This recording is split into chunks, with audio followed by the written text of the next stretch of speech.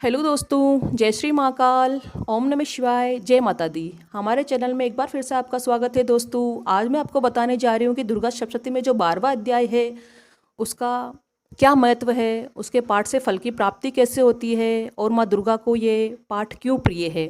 तो दोस्तों, प्राचीन काल में जब देवताओं और असुरों के बीच युद्ध हुआ था, तब देवताओं ने अपना सारा अधिकार और सारा आधिपत्य खो दिया, सारी शक्तियाँ खो दी। असुरों ने उनकी सारी शक्तियाँ छीन ली, उनके सारे अधिकार छीन लिए और उनको देवलोक से निकाल दिया।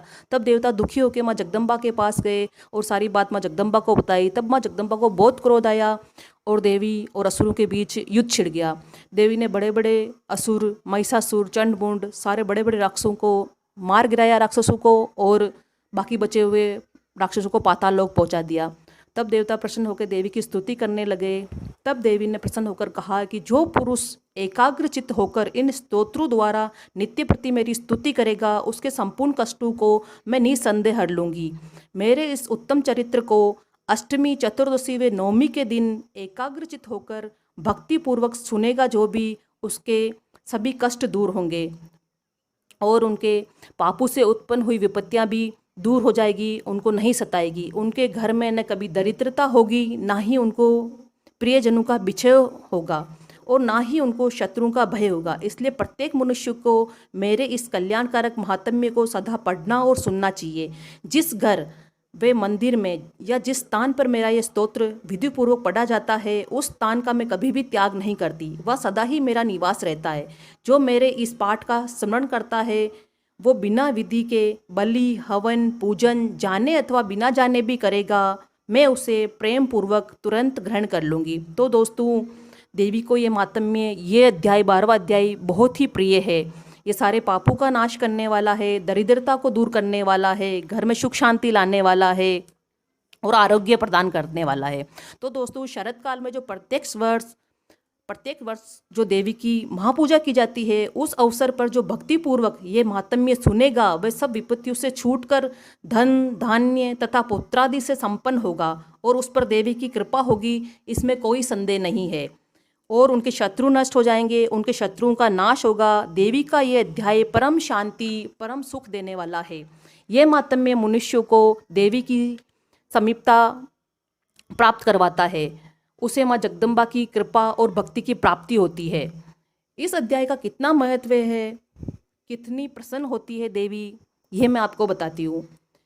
पुष्प, अर्घ्य, धूप, दीप, गंध आदि उत्तम सामग्रियों द्वारा पूजन करने से, ब्राह्मणों को भोजन करने से, हवन करने से, देवी का प्रतिदिन अभिषेक करने से, नाना प्रकार के भोगों को देवी के अर्पण करने से तथा 1 वर्ष तक दान आदि करने से जो देवी की आराधना की जाती है, उससे देवी जितनी प्रसन्न होती है उतनी ही प्रसन्न इस चरित्र के सुनने मात्र से हो जाती है। तो दोस्तों, आपको ये जानकर पता चला ही होगा ना कि ये मातम्य कितना महत्वपूर्ण है।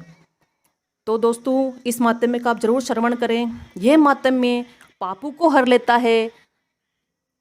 तो आप अगर देवी के इस अध्याय का रोजाना पाठ करते हैं पूरी श्रद्धा व भक्ति के साथ, तो आपके सारे पाप कष्ट दूर हो जाएंगे। आपको धन, पुत्र आदि की प्राप्ति होगी, आपके शत्रुओं का नाश होगा, आपको शुभ फल की प्राप्ति होगी और ये अध्याय आपको देवी की समीपता की प्राप्ति करवाएगा और इससे आपको देवी के दर्शन का सुख प्राप्त होगा। ये अध्याय बहुत ही महत्वपूर्ण है। इसका पाठ रोज करें, रोज ना कर सके तो अष्टमी, चतुर्दशी व नवमी के दिन अवश्य करें। अपनी पूजा में, अपने पाठ में इस अध्याय को जरूर शामिल करें। इससे आपके सारे रोगों से मुक्ति मिलेगी, आपको पापों का नाश होगा, आरोग्य प्रदान होगा, आप स्वस्थ होंगे, आपके घर में धन धान्य की प्राप्ति होगी, पुत्र आदि की प्राप्ति होगी।